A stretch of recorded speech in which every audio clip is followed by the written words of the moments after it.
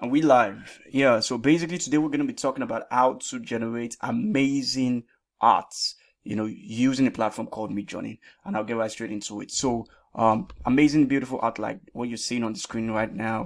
Um, something like this with no coding, right? People creating amazing art in a matter of seconds, right? With just having the right prompts to use. And I'm going to show you exactly how to get started with it. Yeah, so let's get to it. So you want to first start with going to discord.com. Okay, discord.com. You create an account. You can download it for Mac, or you open it in your browser. So you create an account. It's pretty straightforward. And once you've done that, you want to go to the Midjourney Discord platform, which is discord.com/invite/Midjourney. I'll put all these things in the description.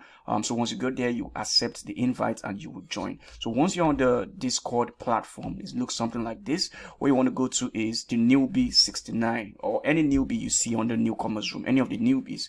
You go there, and that's where you get to see all this. So this is what people are, telling Midjourney to create for them, the art they're telling them to create for them. So all you have to do is just put your prompt. It always starts with imagine, right?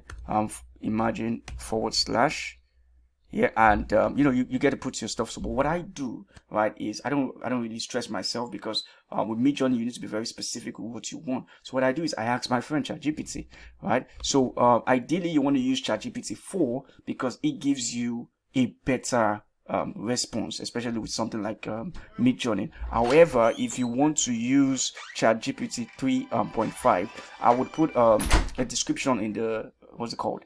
I'll put a prompt in the description that you can take and edit and change it to your style. So when I asked ChatGPT 4 to give me a prompt of Lionel Messi, I was also using one of the plugins, right, which I'll talk about in another video. But you can use plugins to kind of help you get specific prompts. So I told it to give me a prompt of, as you can see all this stuff, give me a prompt of Lionel Messi in an Iron Man suit, and give me examples of what to use. And you can see over here. So we're going to use this one now. Let me copy it again. I'll put it in the description so you can edit it, play with it. So you put it over here, right? And yep, there's it. So imagine, and this is the prompt, Lionel Messi in Iron Man suit. So you want to make sure the AR is 16:9. You can always change this. It's kind of like the resolution, which resolution you want to use, whether it's 16:9 or 2:1 aspect ratio, whichever aspect ratio you want to use. This is where you put it. Then the V is the latest right now is version 5, which is like the highest quality that Midjourney has to offer currently, right? So yeah, that's basically it. And you press enter, and it's sending command, and in a minute it's going to give us the results.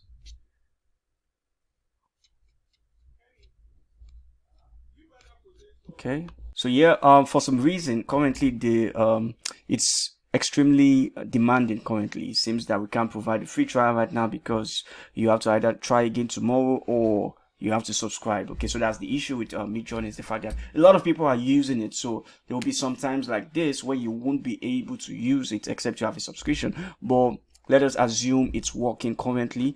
This is an example of how it's going to come up. So what U stands for is basically upscale, right? So do you want to upscale the first image, the second image, the third image, or the fourth image? And V1 or V2 is if you want more variations of the first, second, third, or fourth. So let's say I want more variations of the V3. I'll click on V3, and it's going to give me 4 more different variations of this particular type of art, right? Again, due to extreme demand, we can't provide the free trial right now. So once this happens, right, it's going to give us 4 different versions of this. Then you can select U1, U2, U3, U4. It's going to upscale the particular image out of the 4 options it gives you. And if you want to click this, you can lose everything. So basically that's how you use Midjourney. Unfortunately, won't be able to show exactly how it is, because I like doing these things live. But probably when I do subscribe, I will do a video on exactly how it is. But I'm trying to keep it free, so just try it. If it works for you, if it doesn't, try again next time. But that basically how Midjourney works. Like I said, I'll put the links in the description and the prompt examples in the description. If you have ChatGPT 4, it's easy. You just ask it